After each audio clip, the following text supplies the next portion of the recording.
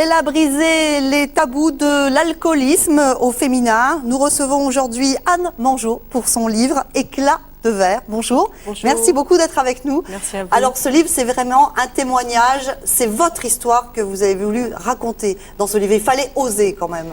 Merci, oui, c'est un récit de vie. C'est la démarche de ce livre, c'est justement merci de l'avoir dit dans l'introduction, de briser le tabou et d'oser en parler parce que encore en 2012, c'est très très pesant le poids qui est porté sur l'alcoolisme et l'alcoolisme féminin en particulier.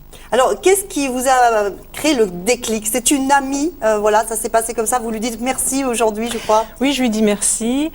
C'était il y a 10 ans. Ça a été difficile pour elle, je le sais. Elle a mis 6 mois à se dire comment je vais faire pour lui en parler. Elle avait repéré ma relation qui devenait pas très saine avec le produit, avec l'alcool. Elle a osé m'en parler. Ce qui est incroyable, c'est qu'elle a posé la question à un bon moment. C'est-à-dire que quelques jours auparavant, quelques semaines auparavant, moi j'avais fait, sans le savoir, sans en avoir conscience, un test d'abstinence. C'est parti d'une histoire de régime. Vous savez, au début de l'été, voilà, moi je trouvais que j'avais un peu trop grossi. Je voulais perdre quelques kilos. Je n'avais pas envie de me lancer dans un régime. Et je me suis dit, c'est vrai que je bois beaucoup, donc je vais supprimer l'alcool et ça va me permettre de perdre du poids. Et c'est comme ça que je me suis rendu compte que c'était difficile de supprimer l'alcool. J'ai pas tenu du tout la durée que j'avais prévue. 2 jours. J'ai tenu 2 jours Ouais. en ne pensant qu'à boire pendant 2 jours.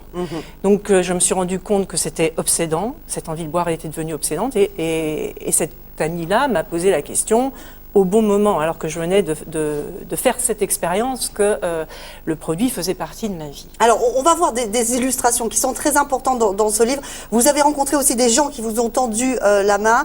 Carmélina, vous avez été aussi dans des groupes d'entraide. Ça, c'est important. Et on va voir aussi ces illustrations. Ce que j'ai envie de dire, le seul message que je peux donner au travers de cette histoire, c'est qu'on ne peut pas s'en sortir seul. D'abord, c'est un problème de santé. C'est une maladie, c'est la maladie de la dépendance alcoolique dans mon cas. Et il faut absolument aller chercher de l'aide auprès du corps médical. Le corps médical m'a beaucoup aidée et ils sont nombreux. C'est-à-dire qu'effectivement, Carmélina, c'est une infirmière au service hospitalier qui s'est occupée de moi pendant un temps. Il y a eu une psychologue aussi, une alcoologue, mon médecin généraliste et une thérapeute actuellement. Et ce qui a effectivement permis d'enrichir tout ce travail basique autour de l'abstinence, c'est un groupe d'entraide parce que ça m'a permis de rencontrer des anciens buveurs, des gens qui sont sortis, qui se sont libérés du produit. Donc ça me permettait de savoir que c'était possible. Et puis, c'est surtout des gens qui sont dans l'empathie parce qu'ils connaissent la maladie de l'intérieur. Ouais, donc, ils me comprennent et ils m'expliquent que ce que je vis, c'est pas anormal. Voilà. Et qu'on peut y arriver surtout. Alors, on les voit, hein.